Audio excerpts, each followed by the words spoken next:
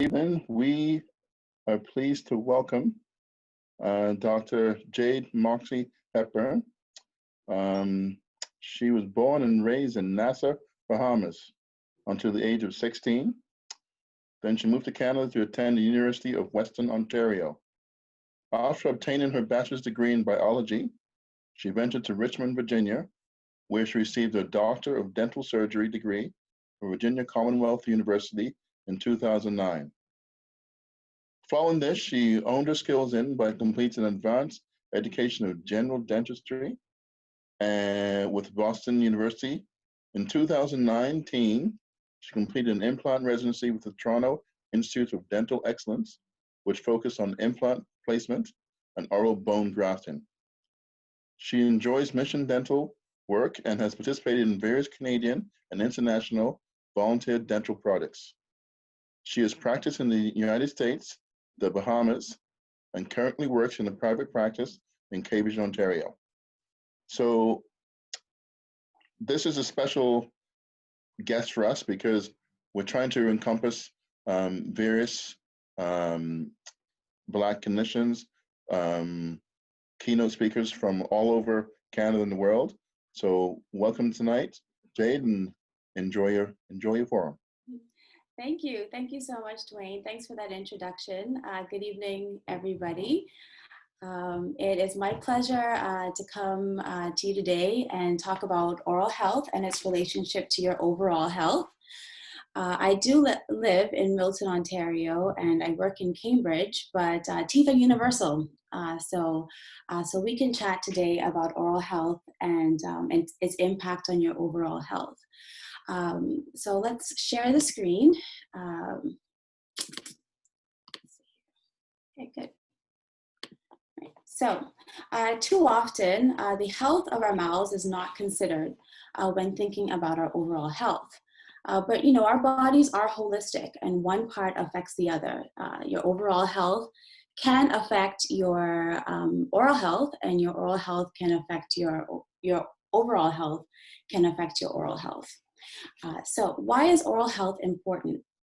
It can influence how people look, enjoy life, speak, chew, taste food, and socialize.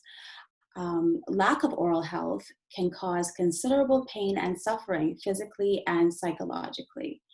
I'm going to start with oral health in children, and I will focus on it for quite a bit because I believe that a strong oral health foundation and early prevention will lower future dental-related costs and complications, and also create more positive dental experiences for our children. So dental health can affect the functional, psychological, and social dimensions of a child's well-being. Oral pain can cause loss of sleep, poor growth, behavioral problems, low self-esteem, poor learning, and a reduction in school attendance. So the most common question that I get asked is, what is a cavity and how is a cavity formed? Well, this illustration, well, firstly, the definition of a cavity is decay or crumbling of a tooth. And this illustration shows how we go from a healthy tooth to a tooth with a cavity. So this healthy tooth has no plaque, no tartar on it. And that rarely exists in our day-to-day lives because we're eating and drinking all the time. And so plaque forms on your teeth, and plaque contains bacteria. That bacteria is just sitting there and waiting for some sugar because bacteria, they eat the sugar and they produce a byproduct of acid called lactic acid. And that lactic acid causes demineralization of the tooth. And on the far right, you can see that demineralization leads to a cavity forming.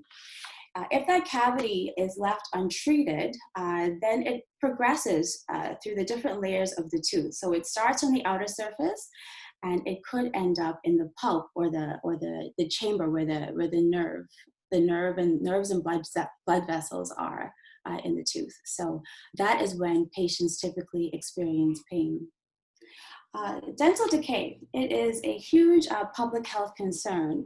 A 2010 Canadian Health Measures survey reported that 57% of Canadian children ages 6 through 11 have had a cavity, and the rates are increasing in the 2 to 4 year age group. The US Center for Disease Control, they published a study that shows that tooth decay is the most common chronic childhood disease, 5 times more common than asthma in children ages 5 to 17. So this slide, it shows the graph that was released by the Center for Disease Control. As you can see, cavities, well, caries. Caries is the scientific term for cavities or decay. So cavities, you see that 58.7% of children cavities between 5 to 17 years old, 0.1%. And I always considered asthma to be a very common childhood disease, but as you can see, more children are affected by cavities. So we'll talk about early childhood cavities or caries. I'll refer to it as cavity during this presentation. In that picture on the right, you can see that this child has rampant decay of their front teeth, and that decay was left untreated. So what happens is you get these pus collecting bumps that sit on the gums, and it's a sign of infection. And that infection can affect the permanent tooth that's underneath. So the adult tooth that's underneath can have discoloration and just be poorly formed if that infection is allowed to linger. These cavities are typically caused by biological factors like bacteria and plaque, like we spoke of before, but it's also caused by diet. So there is a social determinant to cavities in children. It can be caused from prolonged bottle feeding, so parents that leave a child with a bottle overnight, and also excessive juice consumption. In its advanced forms, this early childhood cavities, when they become advanced, it can require rehabilitative surgery under general anesthesia. And dental surgery is actually the most common surgical procedure performed in pediatric hospitals across Canada in preschool children. So here's a pie chart that shows dental intervention for caries or cavities.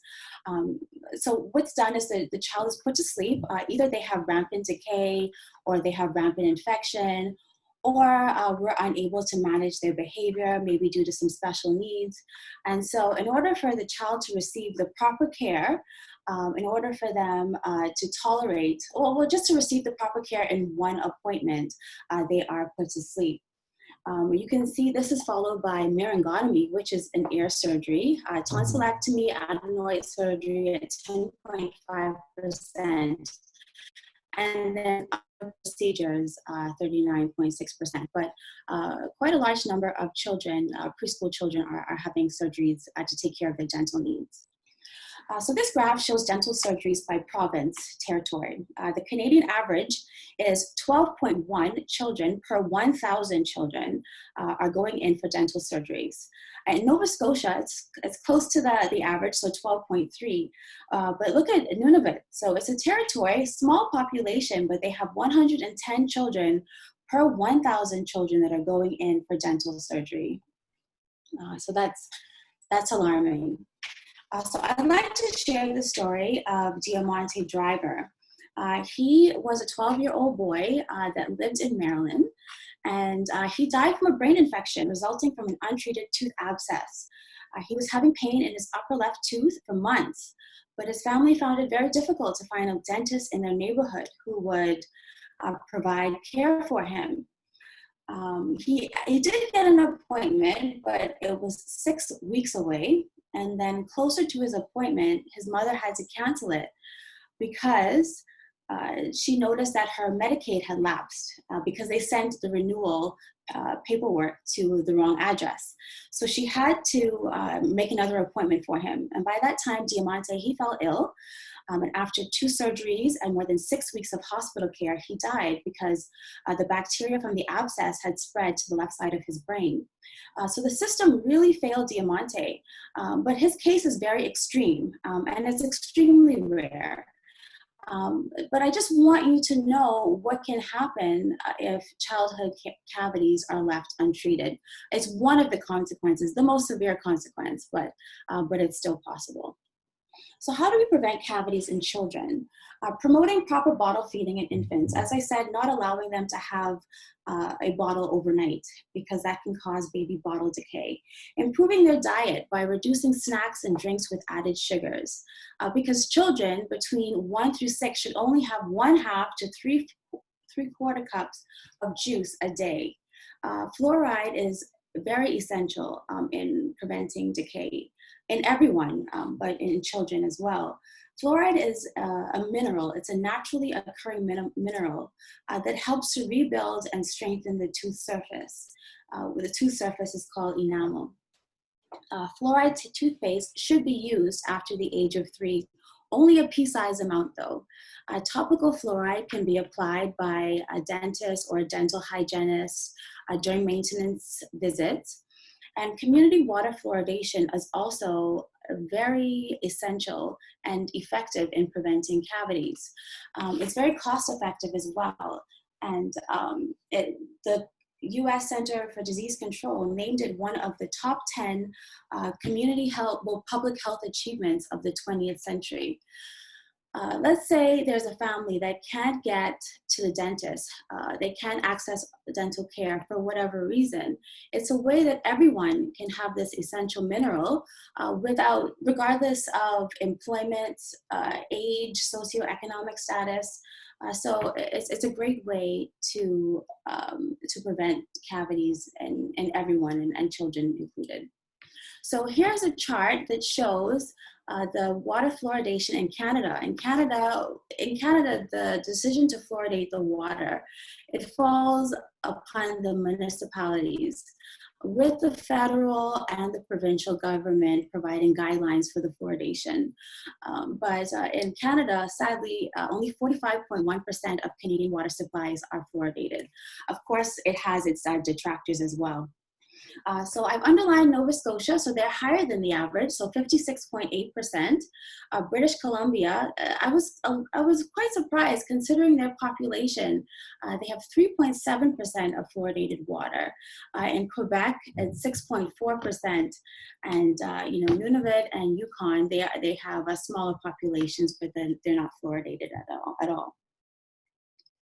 So continuing on with preventing cavities in children, you have the infant lift the lip check, which just means that every month you can lift the upper and lower lips of an infant and inspect the surfaces of the teeth, looking for white chalky spots or brown spots.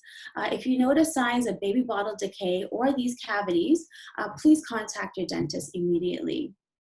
Also, children should have assistance with brushing their teeth until they are able to tie their shoelaces.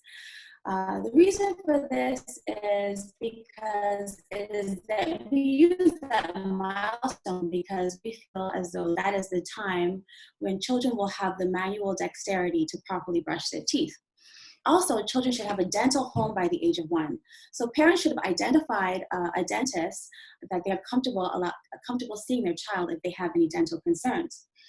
We say in our office, I mean, we do agree with those guidelines, but we say in our office that between the ages of 2 and 3, that is the sweet spot for dental care with children, because at that time, they're able to respond to verbal cues. They can open, they can close, they can turn left and right. And then they have memory, so we can form positive experiences with them. We give them stickers, and we have a toy chest, although COVID has taken away our toy chest. But anyway, so we can bribe them pretty much, and so every time that they come in, they know to expect a reward, and they associate it with a good experience. I encourage all parents to talk to their children about the dental visit, just to tell the child that it's going to be there's going to be a friendly doctor that's going to look at their teeth and gums and keep it healthy.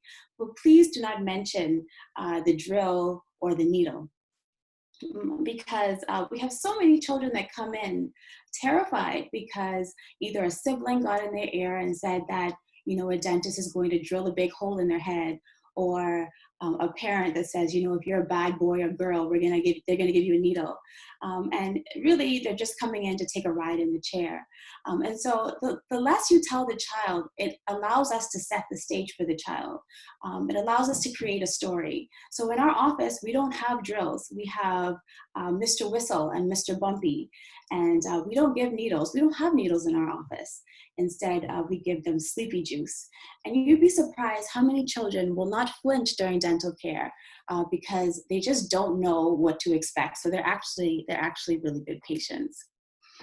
So now we can move on to oral health and how it contributes to systemic diseases.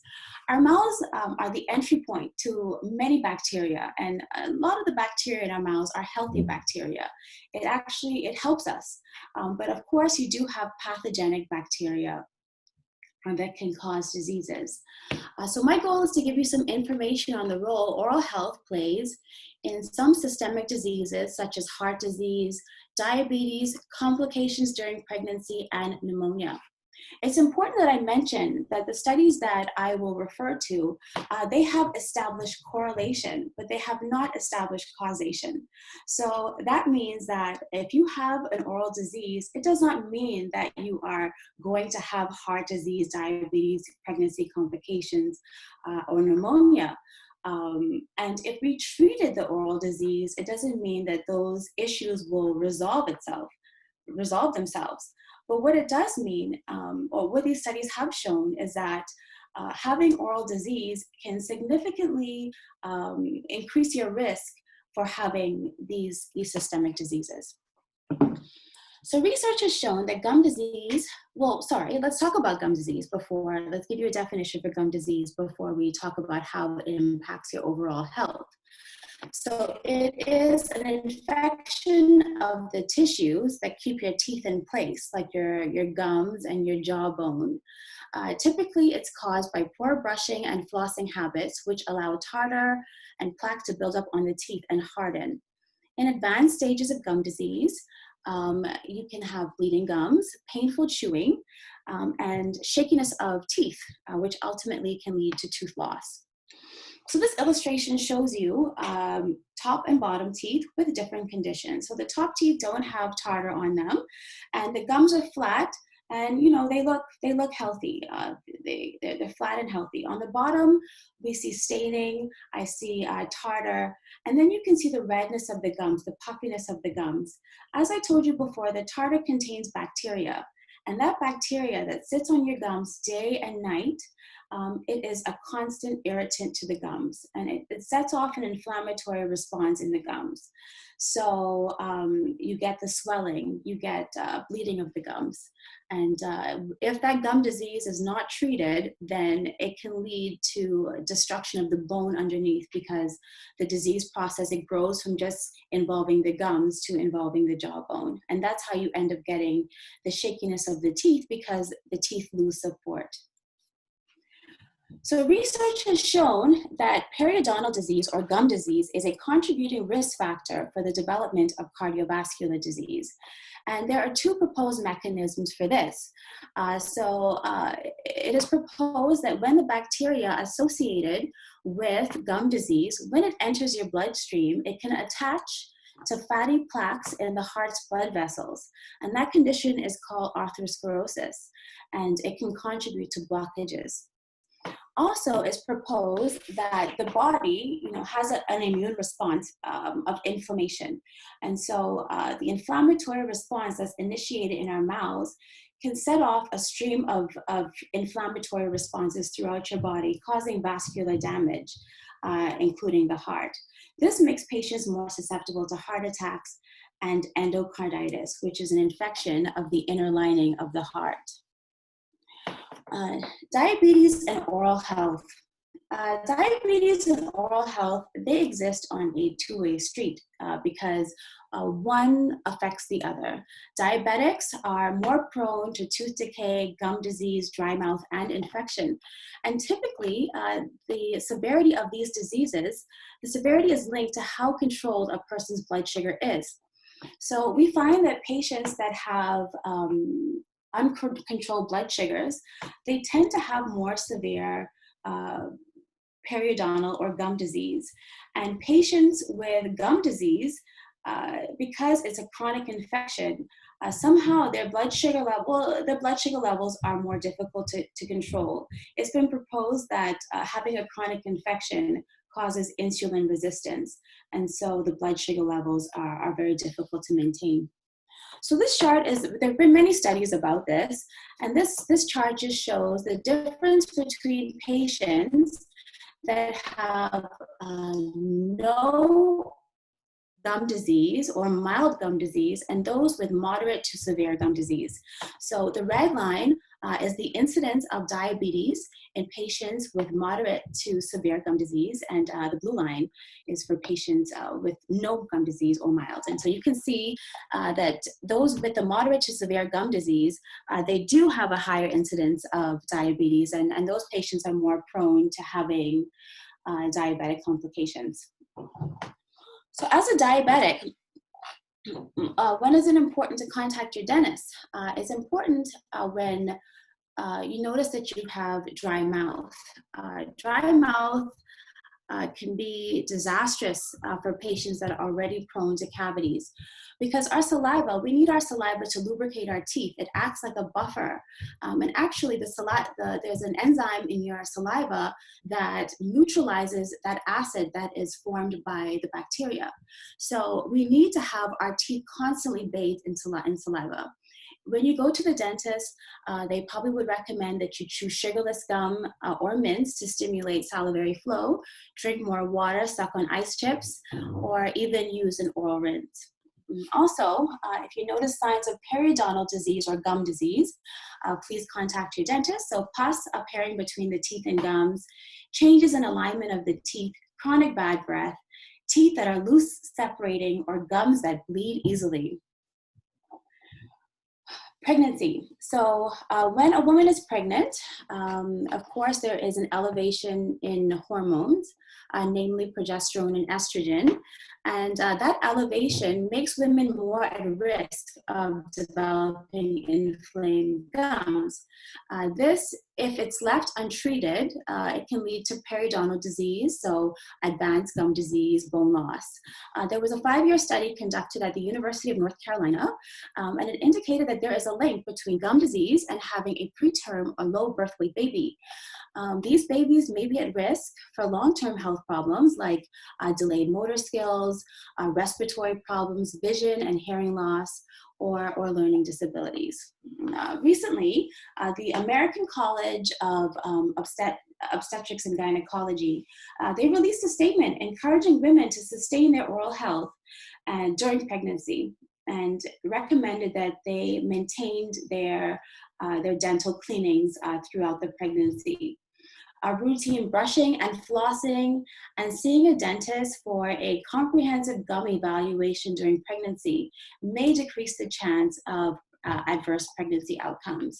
By maintaining gum health, expectant mothers, of course, are taking care of their overall health, but also helping to ensure a safe pregnancy and a healthy baby. So pneumonia in nursing homes. So aspiration pneumonia is the second most common infection in nursing homes, and it is linked to poor oral hygiene, medication side effects, and medical comorbidities. Food debris, liquid, and saliva contaminated with bacteria due to poor oral hygiene can be aspirated. So that just means that instead of it being ingested through and swallowed through our digestive tract, instead it goes down the wrong tube. And instead it goes in your respiratory system. And as a healthy person, as a healthy adult, we have intact immune responses. And so through coughing and through the normal ciliary action of the lungs, we are able to fight this pneumonia. We're able to bring those secretions up. But unfortunately, with age and functional decline, these fragile elders are just not able to fight it as well, and so they are more prone to getting this aspiration pneumonia. The number of decayed teeth, frequency of teeth brushing, and dependence on a caregiver for oral care are significantly associated with this pneumonia. So here is another graph, and I have grouped it into, I have it in two groups. So one group, they did not receive oral care, and the other group did receive oral care. You notice that they did break it down into dentate, so those patients with teeth and those patients without teeth. And within the groups, I mean, there's not a significant difference between those with teeth and without teeth, but you can see that the patients that did not receive oral care have a higher incidence of pneumonia. So how do we manage these patients? It's very important that they have a oral care management regime because that's going to decrease the incidence of this pneumonia. To adequately reduce it, these patients must receive sufficient oral care, including, proper brushing and rinsing.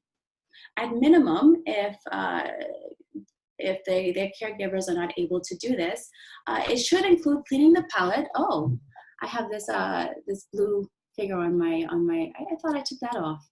Anyway, well, at minimum, oral care should include cleaning of the palate. So that should, the red arrow shows the palate, so the roof of your mouth, or the lingual surfaces of the teeth, and that is shown by the U-shaped line on the inside of the teeth. So those areas tend to collect pathogenic bacteria, and so, as I said, at minimum, with a wet gauze, those areas should be cleaned. Also, because these patients are taking lots of medications, there's a synergistic effect with taking lots of medications, and so they are also prone to having dry mouth. You can get gels or sprays or rinses, either over the counter or prescription, to keep moisture in the mouth. So, with all that being said, why are people not going to the dentist? Well, I'm going to talk about a couple of the common reasons that I have heard why people are avoiding us. So dentistry is expensive. Finances are costs, a huge factor in why people are not coming to the dentist. And unfortunately, dental care is not publicly administered and universal under Canada Health Act. So Canadians are responsible. They are responsible for financing their own dental care. And they get dental care through three ways: either employment-related dental coverage or private dental insurance, government subsidized dental insurance. In Nova Scotia, you have the MSI Children's Oral Health Program, and that's for children under 14 years old, and the Mentally Challenged Program, and that has no age limit. But 32% of the population do not have any sort of coverage, and so they have to pay out of pocket. So here is where, this is a breakdown of patients without dental insurance coverage in Canada. The most concerning about this is the amount of seniors that don't have dental care. As you can imagine, this population, they have a lot of dental needs, and it can greatly affect their quality of life if they're not receiving the care that they need. Also, the lower income group, they are very vulnerable because a lot of these people, they're ineligible for government assistance because they are employed, but then they don't have coverage to their jobs. And so they have competing needs like, food, clothing, and so they may see dentistry as a luxury. So it's expensive. And so what do we do to help our patients? Well, firstly, the cost of preventative care or cleanings, it's nominal compared to the amount that you can pay for having more critical dental services, like large fillings, root canals, and extractions. So and extractions. If you're able to just go to the dentist once a year for maintenance, it could prevent a huge investment down the line. So I can give you some examples of what we do for our patients in the office. We do offer discounts for self-pay patients. Usually it ranges between 10 and 20%. We give more of a discount for seniors. We also have payment plans on major dental work. So versus having, patients that have extensive work or large treatment plans, we will break up the payment so they don't have to bear the burden of a large bill that they have to take care of all at once. Also, some offices have in-house memberships. So that just means that it's like an in-house insurance. So monthly you pay a fee, and then patients are entitled to preventative care multiple times a year. So if you are looking for a provider, you may want to call around and see if any of these offices offer those options. And so if we take finances off the table, and let's say the patient is insured, does that mean that these patients are knocking down our door to come and see us? Absolutely not. And so we have to know that there is a social aspect to a patient's willingness to come to the dentist. So that leads me to fear and anxiety. The American Psychological Association still has dentistry ranked in the top tier of people's biggest fears, and that fear is called odontophobia. Usually that is from some previous childhood experience, and it can cause fear of pain, fear of powerlessness in the dental chair, not having that control. And I see this a lot. I hear a lot of nightmare experiences from patients. People, they describe feeling everything, gripping the chair handle during a dental appointment because they feel everything during a root canal. They feel everything during an extraction. I've had people tell me stories of a dentist straddling the chair, one foot on either side of the chair, and some dentists put their knee in the chest of the patient to take out a tooth, and they want to get a good anchor. So understandably, people have a lot of anxiety when they relate their dental experiences to those nightmares that I just described. So with this, a vicious cycle of avoidance happens. So you have the dental fair, and then you have delayed visiting. So they put it off because they're scared. Of course, this causes existing oral conditions to worsen. Or new problems may develop, and they can be treated in the early stages, but instead they progress and they become more advanced. When this happens, patients start to feel guilt and they feel shame, and so then they put it off even more, and then they start to have pain. And this is where you have symptom-driven treatment, meaning the patient waits until they have pain to give us a call. And then that causes more anxiety, because at that point, they know that there is a strong likelihood that they will need more invasive treatment, or like root canals or extractions. So then that causes more fear. And so we continue the cycle. And so I encourage people to come to the dentist, even if they don't have pain, just so that they know that every experience does not have to be linked with pain. So how do we manage dental anxiety? Well, it may sound simple, but the most important thing that a patient can do is just find someone that they are comfortable with, someone that they can communicate effectively with. I encourage patients to let dentists know about their past dental experiences. Let the front desk know when you call and make the appointment. Remind the staff when you come in that you are an anxious patient, because sometimes we can offer coping strategies to our patients. So for example, some patients just don't like to hear the sound of the drill, and we have headsets to distract them. Also, ask questions, because there's a lot of fear in the unknown, And if you know what to expect, that also can alleviate some of the anxiety. Needle phobia, we hear that quite a bit, and that is actually easily mitigated because there are techniques that we use to make anesthesia more comfortable for our patients. In particular, you can use numbing gel or topical. We rub it on the gums before we give the injection, so it really minimizes the amount of pain that a patient will feel. Also, profound anesthesia is so important. Patients need to be numb, and your dentist should ensure that you are numb when you are having dental work done. In 2020, there is no reason for a patient to go into an office and experience pain during a procedure. And if you are experiencing pain during your procedure and your provider is not responsive to that, then I urge you to find another provider. In my humble opinion, I would prefer a patient to be numb for 5 hours than to feel when I'm working.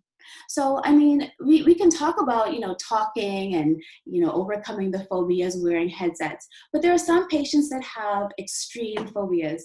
And so we do have in-office sedation options for our patients. So the first one that we offer is nitrous oxide or laughing gas, and it's the mildest form of sedation that we offer in the office. It's very effective on children. Adults, it's about half and half. Some adults really like it. But for patients that are seriously phobic, typically the laughing gas, for adults, typically the laughing gas is not sufficient. So the most common that we use in our office is oral sedation. So usually we'll administer a drug in the office. It's usually a benzodiazepine, which is an anxiety reducing drug. We give it to them an hour before the procedure. They sit in the waiting room, and then patients are responsive. So they're still able to respond to verbal cues, but they just really don't care what's going on. And a lot of them have the tendency to fall asleep. IV sedation is the deepest form of sedation that we offer. And typically patients will get IV sedation if they are having multiple teeth extracted, like wisdom teeth. And very rarely you'll have a patient that requests IV sedation for fillings. As you can imagine, the deeper the sedation, the higher the risk. And so it's not something that we recommend often. And with the use of sedation, we get systematic desensitization. So if a patient is able to get the dental work done with sedation, and they realize it's not as horrific as it used to be, then slowly, we're able to wean those patients off of the sedation, and then they're able to have dental care without it. And I've had lots of success reintroducing patients into the dental world this way, children and adults. So my teeth feel fine. That's also something that is very common. And I think this is one of the most challenging parts of my job day to day, is convincing patients that even if you're not symptomatic, that preventative treatment or catching things in its early stages is the best. It's a far better experience for you. It's far less expensive. And we can just avoid small problems from becoming big problems. So I like to say that high blood pressure does not there are no symptoms for high blood pressure or high cholesterol, but we don't know until something really terrible happens, like a heart attack. And so it's good to treat the high blood pressure to avoid the more serious condition from happening. The oversight, where people don't come in for the recommended preventative care or just maintenance, that oversight can lead to more decay, more gum disease, and more expensive and invasive dental procedures. And if you come in for the dental visit and your dentist says that everything is fine, then that's great, that's perfect. So quickly we'll go through maintaining good oral health, avoid sugary foods and drinks, brush your teeth and tongue for 2 minutes at least twice a day, using a soft bristle toothbrush, and brush gently to prevent damage to gums. Some people believe that using a medium toothbrush, or the harder you brush, you're getting it very clean, it's getting squeaky clean, but really you could be butchering your gums. And so it's important to use the soft bristle toothbrush. Also, don't share toothbrushes. That's sharing bacteria. Get a new toothbrush every 3 to 4 months. Use a fluoride toothpaste. Floss at least once a day to clean between your teeth. Avoid tobacco products. Smokers are 4 times more likely to have gum disease, and smoking increases the risk of oral cancer, which is another reason why going into the dentist for regular checkups is important, because oral cancer is definitely on the rise. We've seen a lot more cases of oral cancer lately, and these lesions, they have a precancerous stage. So it's great when we're able to catch these lesions at the beginning. Also, there are systemic diseases that have oral manifestations. And so there are certain things that we can tell about your systemic health just by doing an oral exam. So coming in for an oral cancer screening is important, and coming in just to maintain good tooth and gum health is important. Thank you all so much for listening. My references. And I would be happy to answer any dental questions that you may have. Thank you.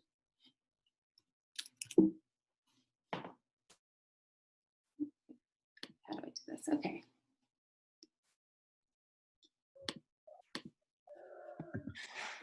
I don't know if you can see the chat, but there's a few questions in the chat. Oh, okay, sure. Okay, what advice do you have about diet and oral health?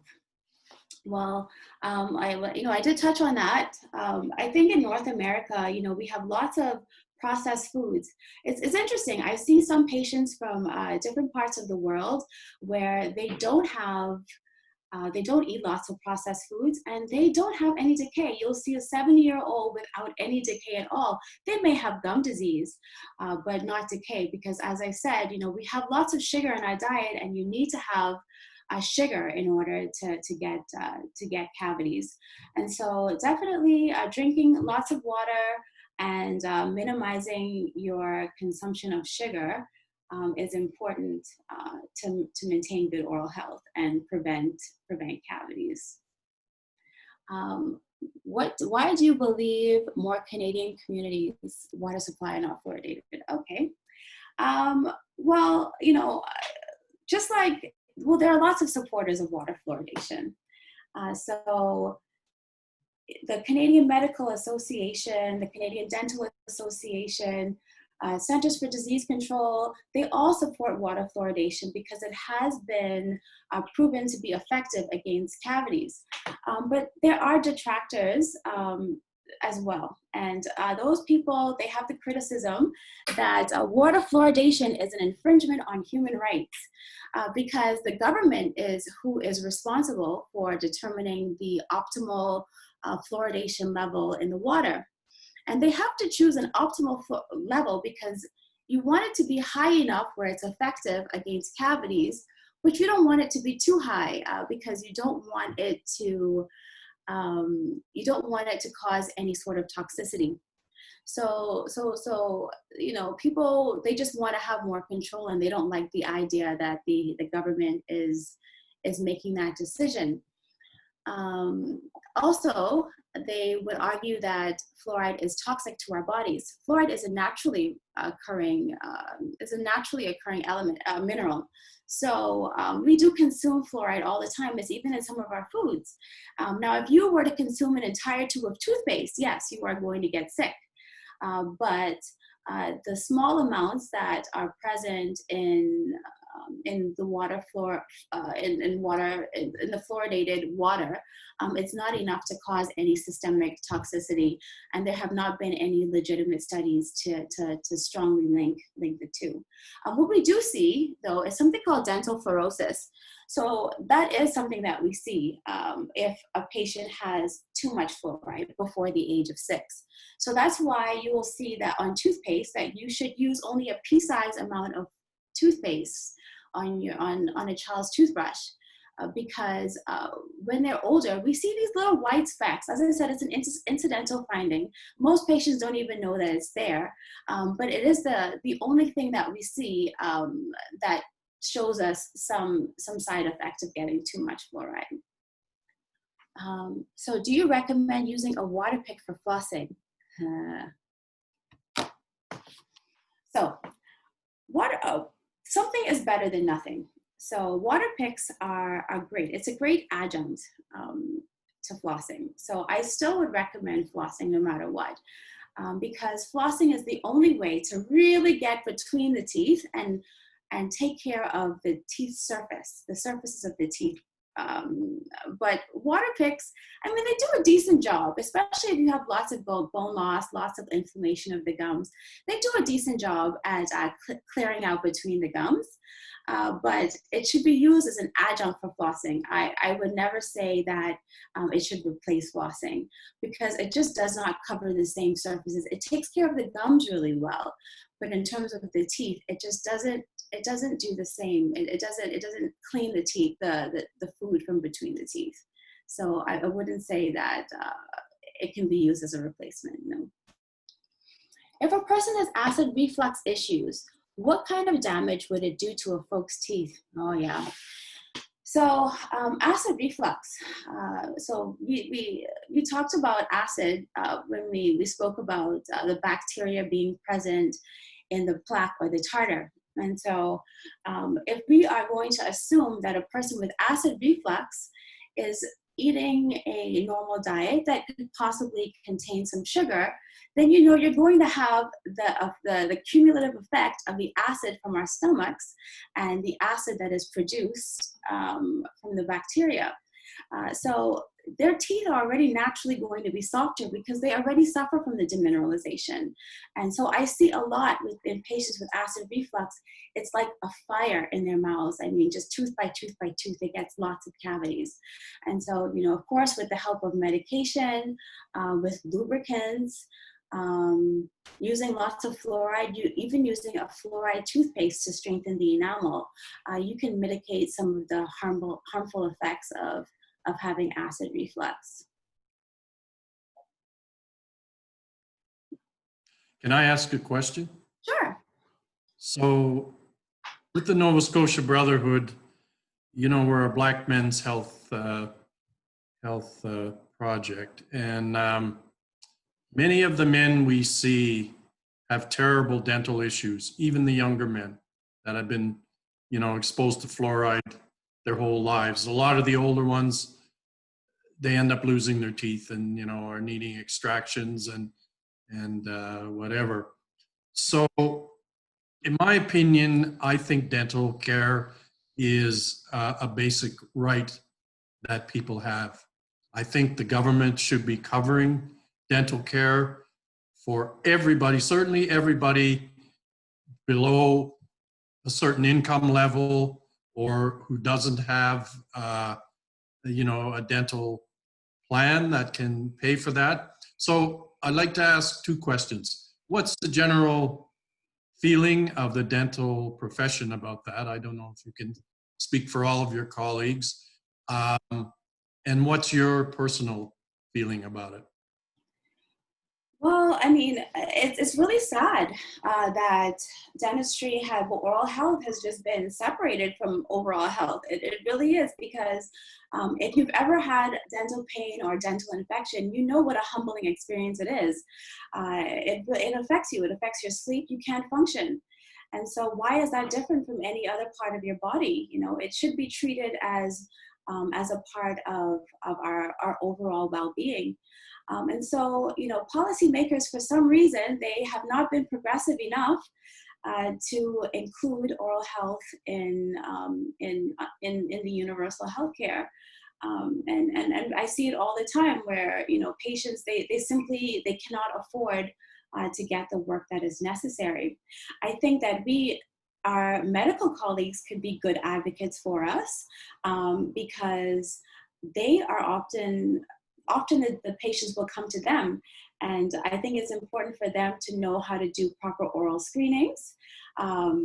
So to determine, and also just to channel the patients over to us. And particularly for pediatricians, I mean, they look at every other part of a child, and I think they could be really good advocates for us in helping us, helping with awareness, and also helping to put oral health at the top of, well, close to the top of people's priorities, including the government's. Yeah, definitely. I mean, I think it should be a bigger priority, and I think we do have a responsibility for physicians, as physicians. The problem is we refer people to, they can't afford to pay. So Yeah. it has to be somewhere a publicly funded Yeah. program. And yeah, I think the medical profession could advocate more for it, and I think a lot of pediatricians do, but I think we just need a general public outcry Absolutely. saying that this is necessary. The reason I asked you about the dentists in general is that in the 50s and 60s, before we had Medicare, a lot of the medical profession was against Medicare because they felt they would be controlled by the government, and what they could bill and what they could earn and all kinds of different reasons. Then eventually they found out that actually their incomes went up because all of their billings were guaranteed, and have to chase after people to collect outstanding bills or whatever. So Well, yeah. Well, to add to that, I can let you know that in Canada, and this is also an issue, the government-funded programs, they reimburse dentists about 50% of the fee. So this is an issue for a lot of dentists, and I have not worked in an office that did not accept patients with government-funded insurance, but I understand that there are offices that do not accept it because really it's not profitable. So that is a concern, and so while the government should be including dental care, they also should consider reimbursing dentists a bit more for those services, and so perhaps patients would have more access to care. Yeah. Thanks. Yeah.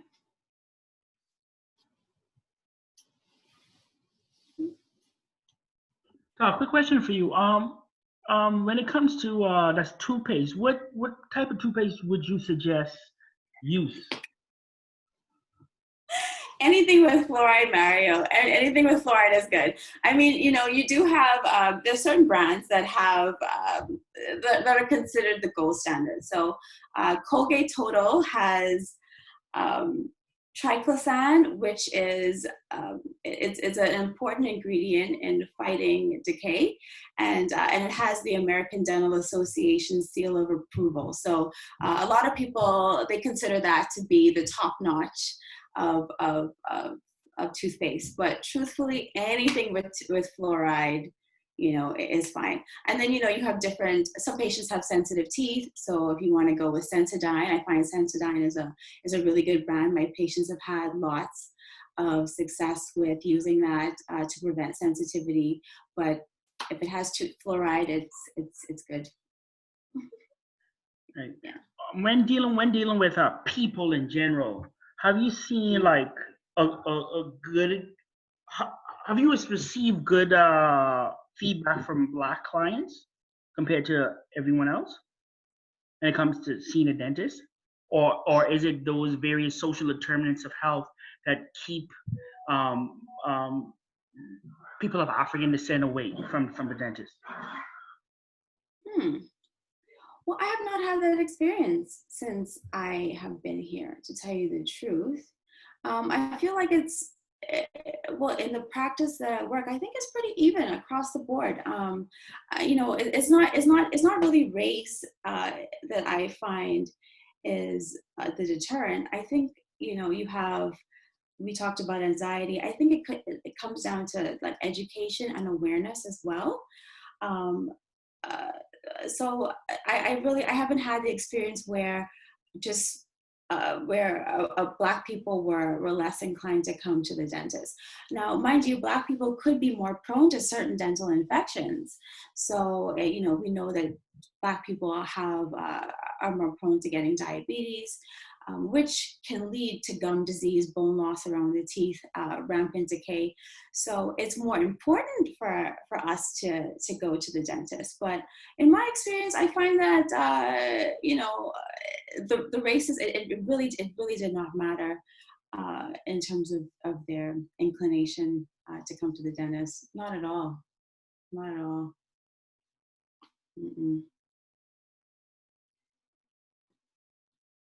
Anything else? What do you think about cosmetic whitening products like the strips or the toothpaste that say they whiten your teeth, or getting it done, you know, in a dentist's office? Okay. So whitening of teeth, I think, I mean, it's great. It's a pretty safe way to enhance your appearance.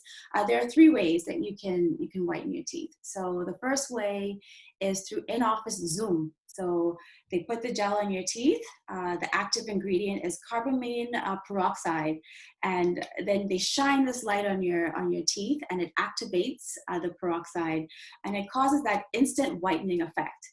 And people love that because you can come in with one shade and then leave with, you know, significantly whiter teeth. So it's good if you have a wedding or if you're going on holidays.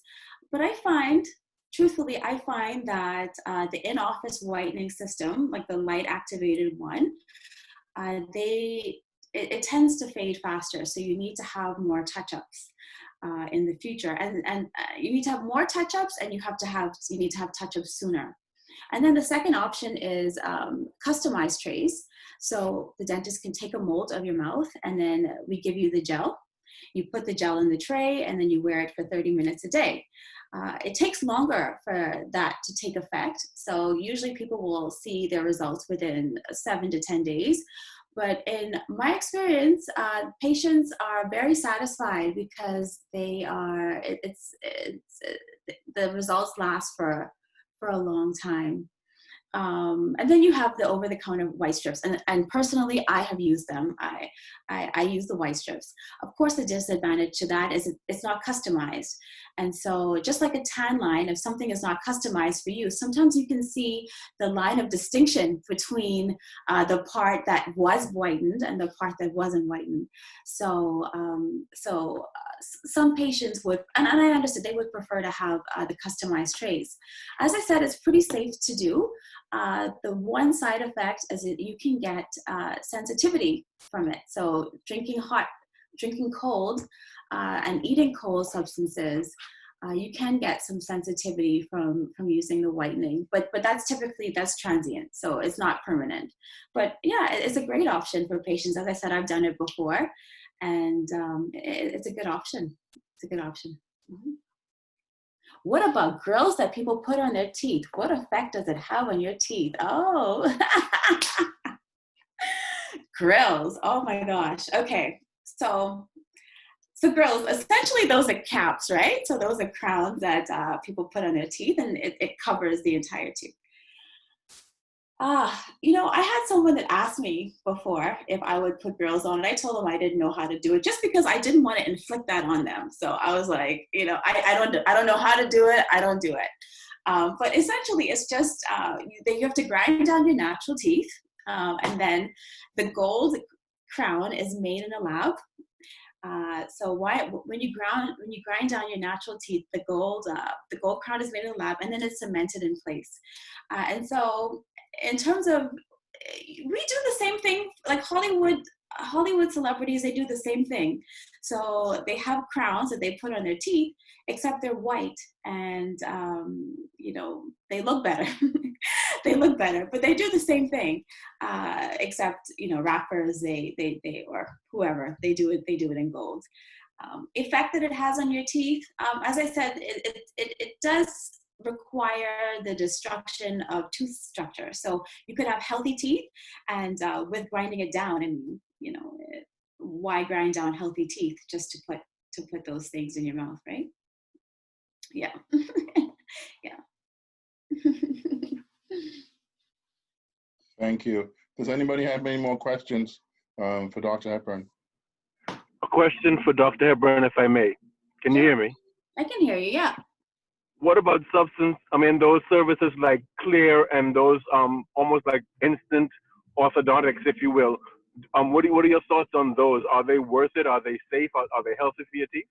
Oh, wow. That's a great question. Great question. And I get asked about that a lot. So, well, patients, they want straighter teeth, right? And the traditional way of straightening teeth would be with the metal brackets.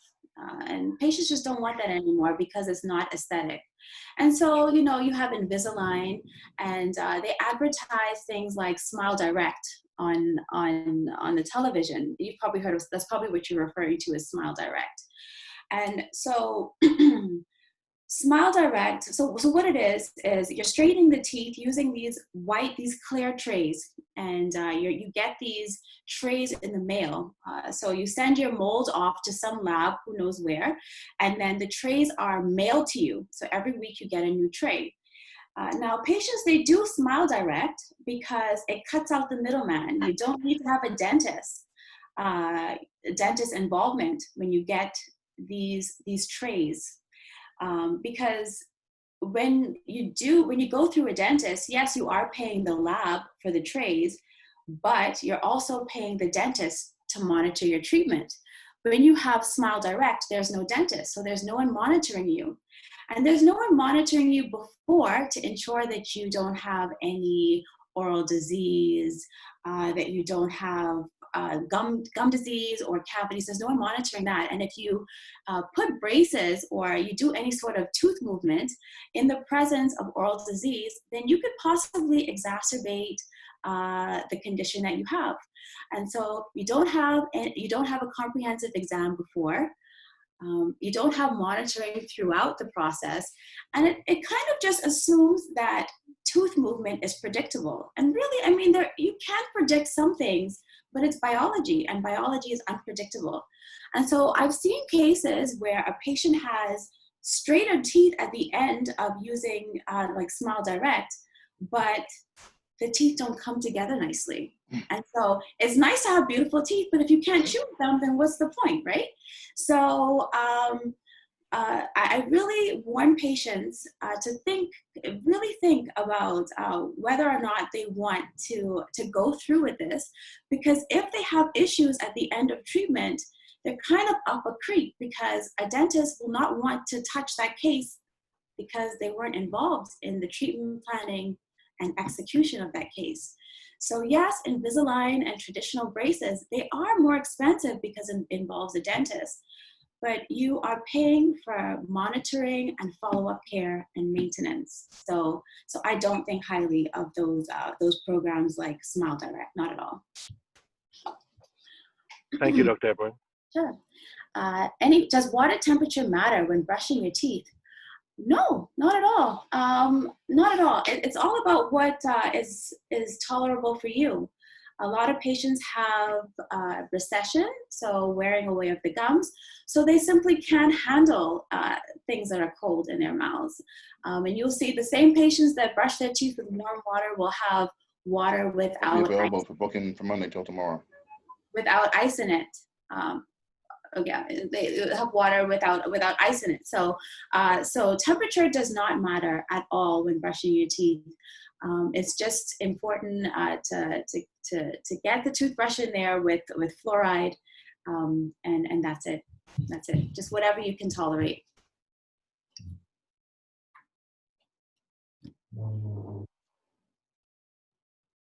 Any more questions for Dr. Hepburn? Question. What about crowns? Like, I have a crown. Like, should you get them switched over like after so many years? Just the same thing with fillings too, right? Should they be changed over to the newer ones, or if the older ones, they were basically like metal, like silver, but now you can get the white kind. But should you get that you know, sometimes I do have a little bit of bleeding, and then sometimes I don't, right? And then so if I go to dentist, they say, okay, that's good. That's good. You're getting in that area there, right? Because maybe some bacteria, something like that. But should you get those replaced, or is there, once you get a crown, is it good for life?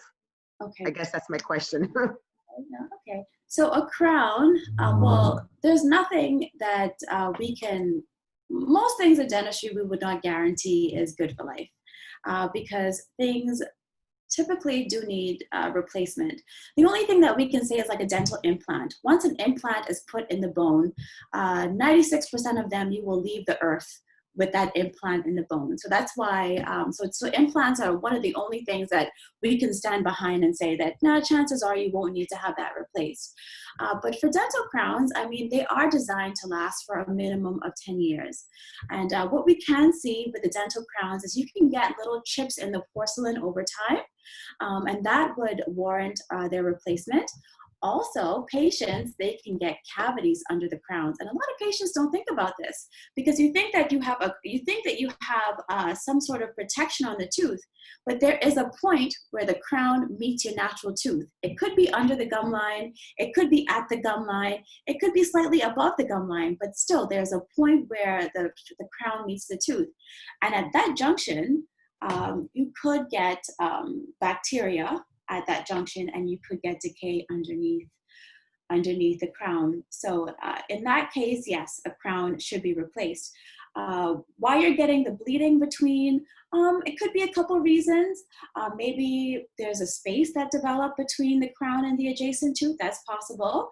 There could be a cavity, so that cavity could cause a slight hole or a gap between the crown and the tooth, so that can cause bleeding as well, because that's the bacteria just sitting next to your gums and causing that irritation.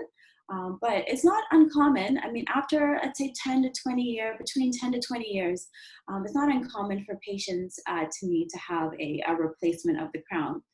For fillings, yes, fillings do need to be replaced. The silver fillings, I have so much respect for those silver fillings. I see them from all over the world and they last for decades. I have so much respect for them.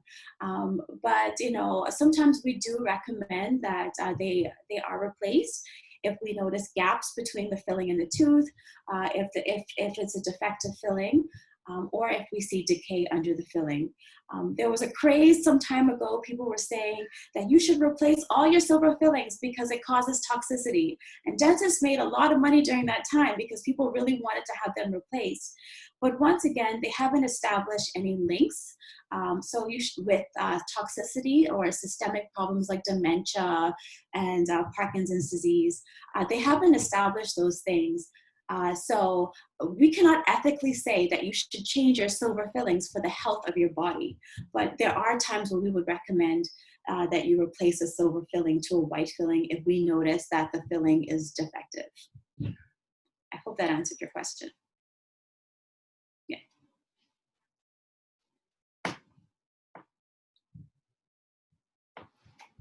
Okay. You're welcome. Anybody else?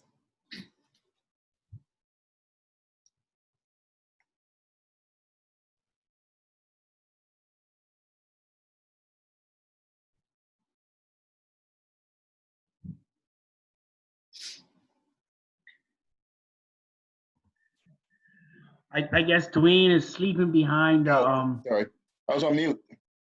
So any more questions for Dr. Hepburn? Mario? No? You want to tell people how you get such a pretty smile, Mario? Smile for us. Oh, there we go. You're cute. Oh, there's another question here. Oh, which mouthwash brand do you recommend? I recommend Listerine. Listerine is the gold standard, and you have different types of Listerine. It is the only one that has that seal of approval from the American Dental Association for preventing gingivitis, gum disease. And because it's so effective, it's very effective at effective with gum disease, and they've added fluoride to some of the Listerine mouthwashes now. So you can find the purple one on the shelf, and the purple one has fluoride. So you have the dual effect of combating cavities and also combating gum disease. What else is it about Listerine there? There's something else I wanted to tell you about Listerine. Yeah. Anyway, yeah, so that is the gold standard, and we recommend it. Oh yeah, the alcohol content. So some people can't tolerate Listerine because they feel like it's very drying and it's irritating, but they do have Listerine that is doesn't have alcohol, so we can overcome that. So you have different colors, but my favorite is the purple because it prevents cavities and gum disease. Am I taking new clients? Are you moving to Ontario?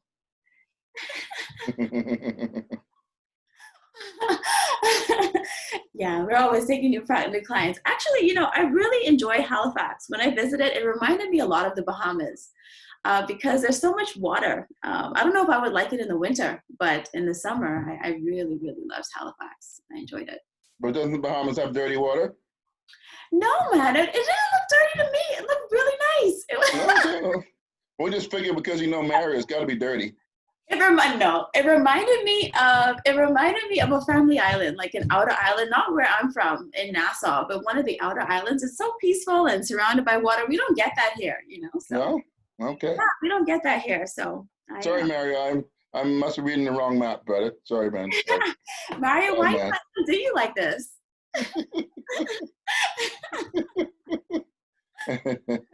Well, thank you very much. Thank you Dr. very Hepburn. much. What a wonderful group. Thank you so much for inviting me. Thank you for your time. Okay. Thank you. It's very good. Have a good evening. Thank you.